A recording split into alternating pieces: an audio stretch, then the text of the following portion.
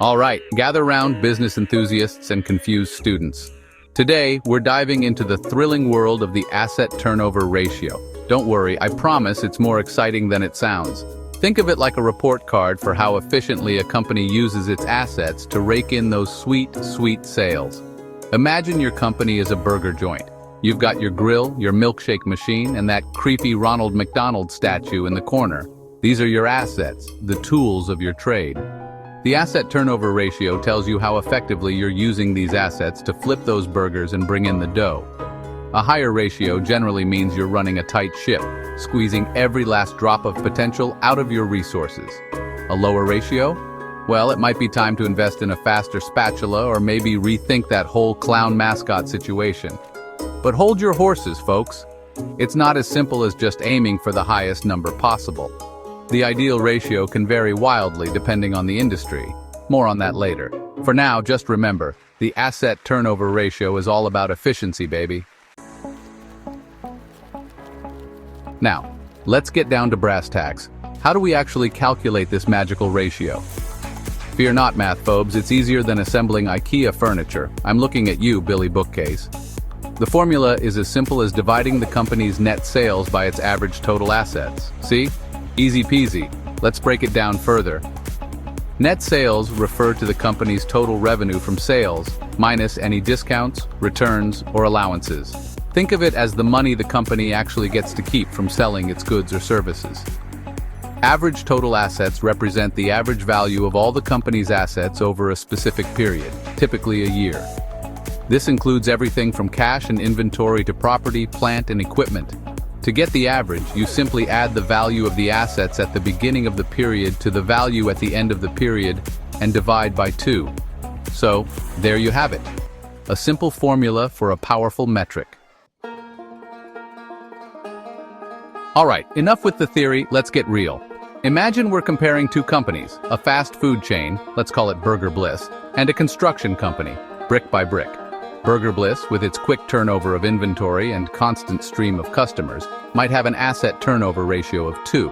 This means that for every $1 of assets, they generate $2 in sales.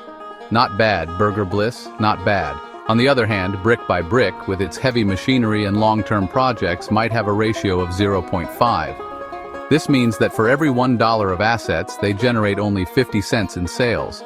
Does this mean Brick by Brick is a bad business? Not necessarily. It just means they operate in an industry with a naturally lower asset turnover. And that brings us to our next point. Section 4, Apples and Oranges, Comparing Industries.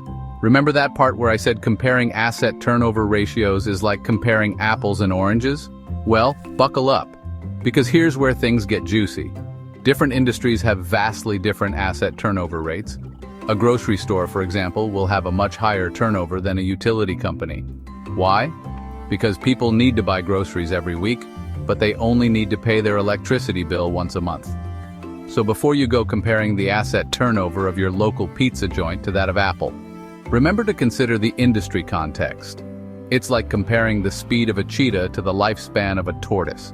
They're both impressive in their own right, just in different ways. Section 5, the impact. So, you're saying this matters? You bet your bottom dollar it matters. The asset turnover ratio is a key indicator of a company's overall financial health and efficiency. A high asset turnover ratio can indicate efficient operations. The company is effectively using its assets to generate sales.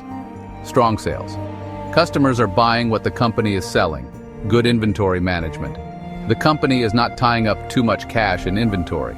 On the flip side, a low asset turnover ratio can signal inefficient operations. The company is not using its assets effectively. Poor sales customers are not buying enough of the company's products or services. Excess inventory. The company is holding onto too much inventory, which can tie up cash and lead to losses.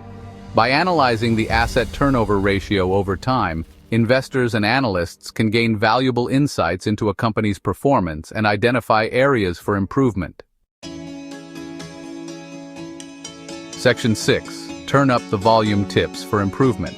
So, you've crunched the numbers and your asset turnover ratio is looking a little sad?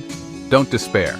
There are plenty of things companies can do to boost their efficiency and get that ratio moving in the right direction. Here are a few tips. Optimize inventory management. Implement just-in-time JIT inventory systems to reduce storage costs and minimize waste. No more stockpiling mountains of Beanie Babies just because you got a good deal.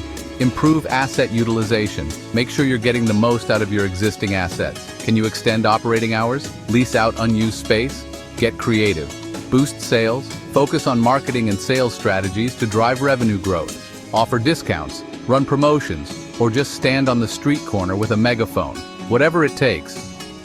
Reevaluate your assets. Are there any assets you can sell off without impacting operations? Sometimes less is more. Plus, it's a great excuse to finally get rid of that old fax machine nobody uses. Remember, improving asset turnover is an ongoing process. By continuously monitoring your ratio and making strategic adjustments, you can ensure your company is operating at peak efficiency. Now go forth and turn those assets.